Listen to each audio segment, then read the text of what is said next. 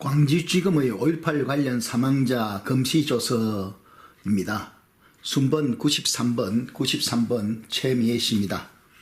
변사자 인적상 본적, 남편의 본적 고향이죠. 전남 나주군 이렇게 해가지고 옛날에는 이게 다 공개됐었는데 다 저기 이 정보를 갖다가 이제 자세한 상세 주소 같은 것을 표시하지 않았습니다. 성명 최미애, 직업 무직, 연령 57년 2월 6일생 23세, 성별 여, 사망 일시 장소 1980년 5월 21일 13시 50분경 광주시 북구 중흥이동 331-45 앞길. 금시 일시 장소 1980년 6월 7일 11시 11시 조선대 부속병원 사인별 M16 총상, 부위 및 사인, 두부 간통 총상, 전두부에서 후두부로 간통, 검시자, 검사, 강주지방검찰청 검사 김규섭, 참여인 의사 박규호, 군검찰관 중위 김희수, 경찰관 경사 주영건, 군의관 대위 정종일, 비고 임신 7개월로 남편 출영타 피살, 사체 인수자 남편 김중희 33세. 사체 후의 사진입니다. 확실하지 않습니다. 금시조서의 사망 일시는 1980년 5월 21일 13시 50분경으로 되어 있습니다. 그러나 이것은 실제로 최미애 씨가 사망한 시간 12시 50분에서 1시 사이보다 1시간 늦게 기록된 것으로서 이것은 아마 유족 측에서 병원에 도착해 가지고 불러줄 때 그냥 그렇게 부른 대로 적지 않았나 싶습니다. 거기에는 어떤 의도가 있었을까요? 사실 최미애 씨가 사망한 시각은 전남도청 앞에서 발포가 이루어진 시간과 거의 일치합니다. 따라서 1시간 뒤로 미룸으로써 전남도청 앞 발포 시간과 상관이 없는 듯이 그렇게 바꾸려는, 좋은 말은 바꾸고 나쁜 말은 조작한 것입니다. 1989년 2월 22일 수요일 예산결산특별위원회 회의실 145호실에서 열린 5.18 강주 민주화운동 진상조사특별위원회 청문회 회의록입니다. 28호 되어 있습니다. 최미애 씨의 모친 김현여 씨는 이날 청문회 정원에서 최미애 씨가 숨지기 전, 사망 전 상황을 집에서 어떤 일이 있었는가를 자세히 설명하고 있습니다. 그런데 재미있는 것은 거기서 최미애 씨가 점심시간 무렵에 식구들이 밥을 다 먹고 난 무렵에 집 밖으로 나갔다는 것을 분명히 다시 말하고 있습니다. 한번 볼까요? 이날 아침 최미애 씨의 모친 김현여 씨는 처음으로 체류탄 가스를 직접 마시고 집으로 와서 가슴이 터져 나가 버리려고 했답니다. 그때 있던 일입니다.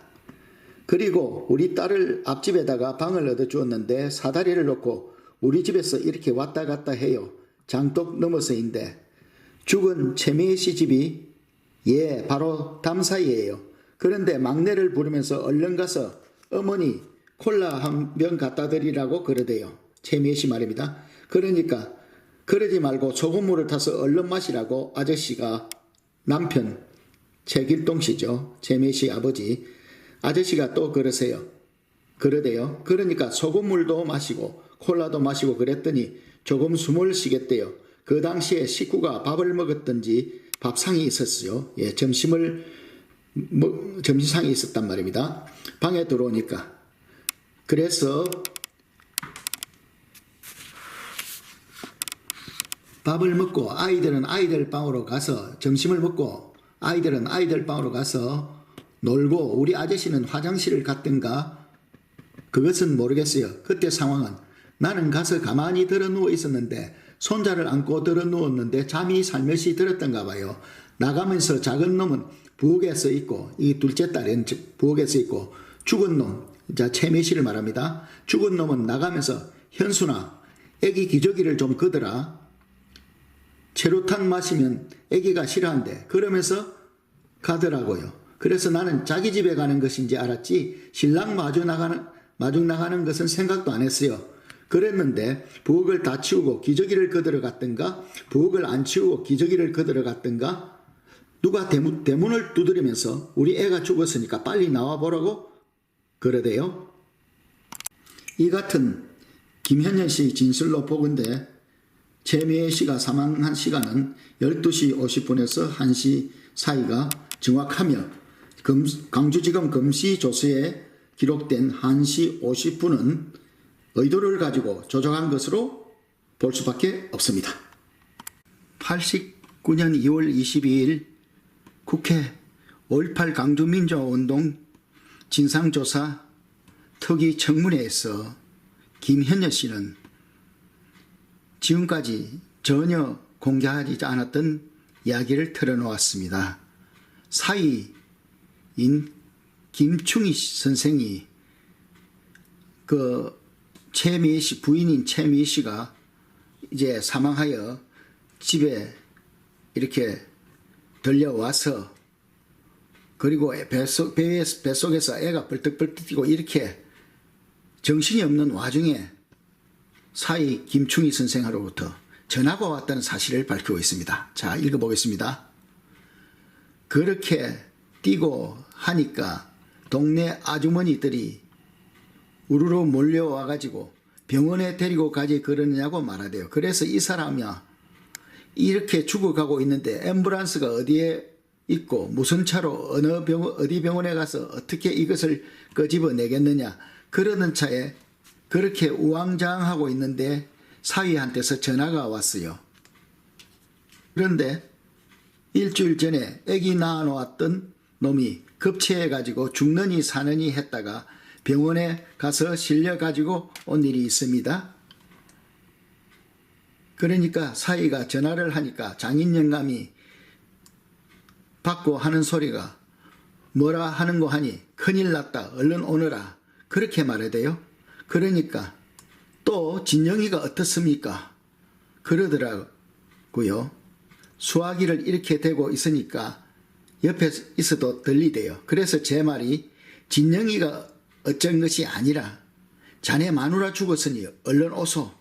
제가 그랬거든요. 그리고 전화를 끊었어요. 그랬더니 사이는 한 10분, 15분 정도 되니까 오대요. 그러니 이제 어디로 가서 칠승판을 만들 수도 없고 어쩔 수도 없으니까 이제 한편 쪽에서는 밖에서 죽었으니까 안에다 들어놓으면 안 된다. 그렇지 않으면 방으로 들어놓으려 하느냐 하는데 저희들 집은 주택이라 거기에 딱딱 붙어가지고 여름 송장이라 어디 밖에다 놓을 수도 없고 그래가지고 어쩔 수 없이 방은 시원하니까 들여놓았어요. 들여놓고 있으니까 그때서야 제 신랑이 왔대요. 와가지고 진짜 제 신랑은 웁디다. 우리들은 그때 눈물 한 방울도 못 빼보았는데 울어요. 80년 6월 18일 조선대학 부속병원에서 발행한 사체 금안서입니다. 성명 최미애 그 다음에 이 범죄과 주소가 있고 사망의 종류 외인사 바깥에서 외인으로 죽었다 이거죠. 바깥의 요인으로서 그 다음에 두부간통 충상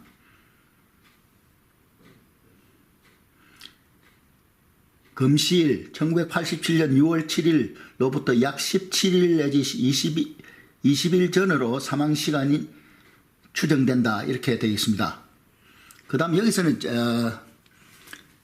사체 금안서에서는 특이한 게 여기 총탄의 사입구와 사출구가 표시되어 있습니다. 전두부의 사입구 0.5 곱하기 0.5cm, 그 다음에 후두부의 사출구 2cm하고 10cm, 가로 세로 2cm, 10cm. 전두부의 사입구 총알이 들어간 것은 0.5cm, 0.5cm. 후두부의 사출구는 2cm, 10cm. 천사를 누가 쏘았나 제2부에서 소개했던 무장시민군의 모습입니다. 5월 21일 아침 광주 톨게이트로 진입하는 24단 지휘부 집차 14대를 14대를 탈취한 그 무장시위대가 광주 시내를 돌아다니고 있는 모습입니다. 집차 왼쪽 보이는 스피커는 확성기는 작업용으로 달도록 6번 지시에 따라서 설치된 것입니다. 무장시민군이 오른쪽에 파지하고 있는 그 총기는 가늠자를 볼 때 M16입니다. M16. 이 같은 무장 시위대가 이 집차에 서서 또 시가지를 돌아다니는 사진이 있습니다. 트럭에 탄 무장 시위대를 컨보이 하듯 앞장서서 달리는 집차 위에 앉은 그 무장 시민군의 모습입니다. 집차 유리창에 걸터 앉았기 때문에 군복 차림의 모습이 확인합니다. 일반 민간인들이 보기에는 이런 복장도 군복이라고 보기 때문에 중흥동의 목격자들이 말했다고 지내는 군복 차림이라는 말은 이러한 복장도 해당합니다. 따라서 M16을 소지했다고 해서 계엄군으로 몰아가는 것은 무리라고 생각합니다.